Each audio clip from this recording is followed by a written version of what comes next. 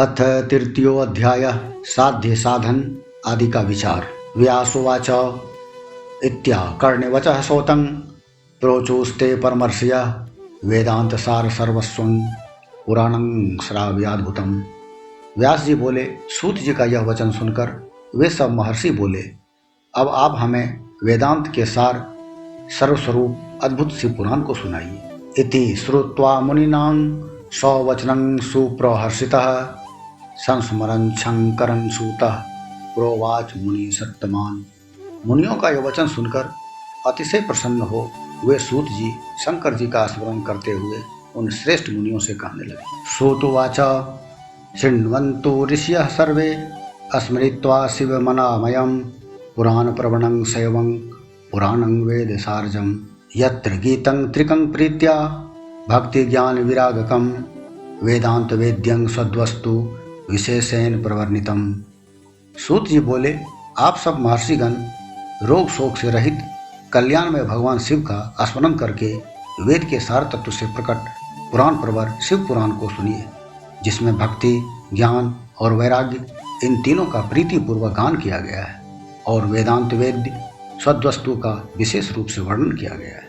शृण्वन्तु ऋषयः सर्वे पुराणं वेद सारजं पुरा कालेन महता कल्पे अतीते पुनः पुनः अस्मिन्नुपस्थिते कल्पे प्रवृत्ते सृष्टि कर्मणि मुनीनां खट्कुलीनानां ब्रुवतामितरेतरम् इदं परमिदं नेति विवादसु महानुभूत ते अभिजगमुर्विधातारं ब्रह्माणं प्रष्टुमव्ययम् वाग्भिर्विनय गर्भाभि सर्वे प्राञ्जलयो अब्रुवन् त्वं हि सर्वजगद्धाता सर्वकारण कारणम् कह पुमान सर्वतत्तेभ्यो पुराणः परतः पर।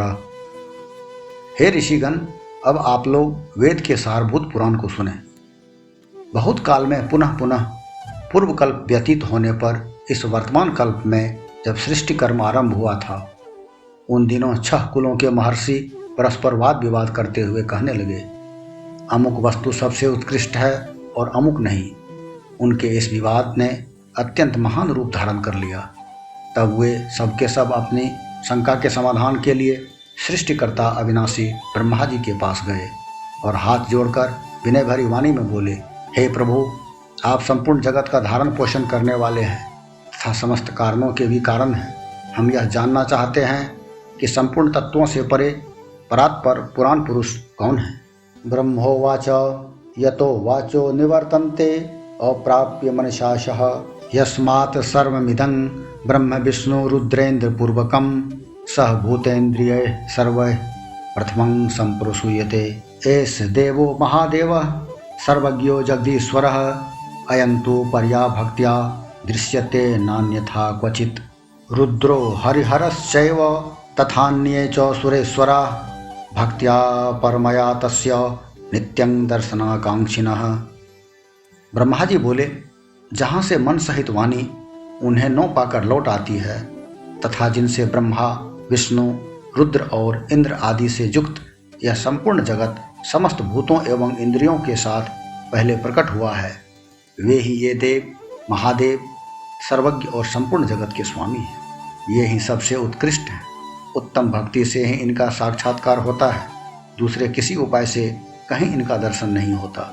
रुद्र हरि हर तथा अन्य देवेश्वर सदा उत्तम भक्ति भाव से उनका नित्य दर्शन करना चाहते। बहु नात्र किमुक्तेन शिवे भक्त्या विमुच्यते प्रसादात् देवता भक्ति प्रसादो भक्ति संभवः यथेहांकुरतो बीजं बीजतो वा यथांकुरः तस्मादेश प्रसादार्थं यूयं गत्वा भुवं द्विजा दीर्घसत्रं समाकृध्वं यूयं वर्ष सहस्रकम्। अधिक कहने की क्या आवश्यकता। भगवान शिव में भक्ति होने से मनुष्य संसार बंधन से मुक्त हो जाता है। देवताओं के कृपा प्रसाद से ही उनमें भक्ति होती है और भक्ति से देवता का कृपा प्रसाद प्राप्त होता है। ठीक उसी तरह जैसे यहाँ अंकुर से बीज और बीज से अंकुर उत्पन्न होता है। इसलिए हे द्विजो, आप लोग भगवान शंकर का कृपा प्रसाद प्राप्त करने के लिए भूतल पर जाकर वहाँ सहस्त्र वर्षों तक चलने वाले एक विशाल यज्ञ का आयोजन करें। अमुष्यैवाध्वरेशस्य शिवस्यैव प्रसादतः वेदोक्त विद्यासारं तु ज्ञायते साध्य साधनम। इस यज्ञपति भगवान शिव की ही कृपा से वेदोक्त विद्या के सारभूत साध्य साधन का ज्ञान होता है। मुनियः ऊचु अथ किं परमं साध्यं किं वा तत्साधनं परम साधकः कीदृशस्तत्र तदिदं ब्रूहि तत्त्वतः। मुनिगण बोले, हे भगवान, परम साध्य क्या है और उसका परम साधन क्या है, उसका साधक कैसा होता है, ये सभी बातें यथार्थ रूप से कहें। ब्रह्मोवाच साध्यं शिवपद प्राप्ति साधनं तस्य सेवनम साधक अस्तत्प्रसाद्याद्यो नित्यादि फल निष्प्रिय। ब्रह्मा जी बोले, शिव पद की प्राप्ति ही साध्य है, उनकी सेवा ही साधन है तथा उनके प्रसाद से जो नित्य नैमित्तिक आदि फलों की ओर से निष्प्रिय होता है वही साधक। कर्म कृत्वा तु वेदोक्तं तदर्पित महाफलम परमेश पद प्राप्ति सालोक्यादि क्रमात्ततः। वेदोक्त कर्म का अनुष्ठान करके उसके महान फल को भगवान शिव के चरणों में समर्पित कर देना ही परमेश्वर पद की प्राप्ति है, वही सालोक्य आदि के क्रम से प्राप्त होने वाली मुक्ति है। ततद भक्ति अनुसारेण सर्वेषां परमं फलम तत्साधनं बहुविधं साक्षादीशेन बोधितम। उन पुरुषों की भक्ति के अनुसार उन सबको उत्कृष्ट फल की प्राप्ति होती है। उस भक्ति के साधन अनेक प्रकार के हैं जिनका प्रतिपादन साक्षात महेश्वर ने ही किया है। संक्षिप्य तत्र वह सारं साधनं प्रब्रवीम्यहं श्रोत्रेण श्रवणं तस्य वचसा कीर्तनं तथा मनसा मननं तस्य महासाधन मुच्यते श्रोतव्यः कीर्तितव्यश्च मंतव्यश्च महेश्वरः इति श्रुतिः प्रमाणं न साधनेन मुना परम साध्यं व्रजत सर्वार्थ साधनैक परायणा। प्रत्यक्षं चक्षुषा दृष्ट्वा तत्र लोकः प्रवर्तते अप्रत्यक्षं ही सर्वत्र ज्ञात्वा श्रोत्रेण चेष्टते। उसे संक्षिप्त करके मैं सारभूत साधन को बता रहा हूँ। कान से भगवान के नाम गुण और लीलाओं का श्रवण, वाणी द्वारा उनका कीर्तन तथा मन के द्वारा उनका मनन, इन तीनों को महान साधन कहा गया है। तात्पर्य यह कि महेश्वर का श्रवण, कीर्तन और मनन करना चाहिए। यह श्रुति का वाक्य हम सबके लिए प्रमाणभूत है। संपूर्ण मनोरथों की सिद्धि में लगे हुए आप लोग इसी साधन से परम साध्य को प्राप्त हों। लोग प्रत्यक्ष वस्तु को नेत्र से देखकर उसमें प्रवृत्त होते हैं, परंतु जिस वस्तु का कहीं भी प्रत्यक्ष दर्शन नहीं होता उसे श्रवणेन्द्रिय द्वारा जान सुनकर मनुष्य उसकी प्राप्ति के लिए चेष्टा करता है। तस्मात् श्रवणमेवादो श्रुत्वा गुरुमुखाद् बुधः ततः संसाधयेदन्यत् कीर्तनं मननं सुधे। अतः पहला साधन श्रवण ही है।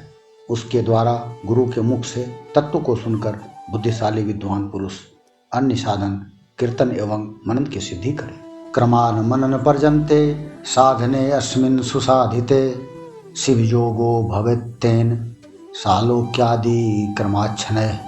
क्रमशः मनन पर्यंत इस साधन की अच्छी तरह साधना कर लेने पर उसके द्वारा सालोक्य आदि के क्रम से धीरे धीरे भगवान शिव का संयोग प्राप्त होता है। सर्वांग व्याधयः पश्चात् सर्वानंदस्य लीयते अभ्यासात क्लेशमेतद वै पश्चादाद्यंत मंगलम।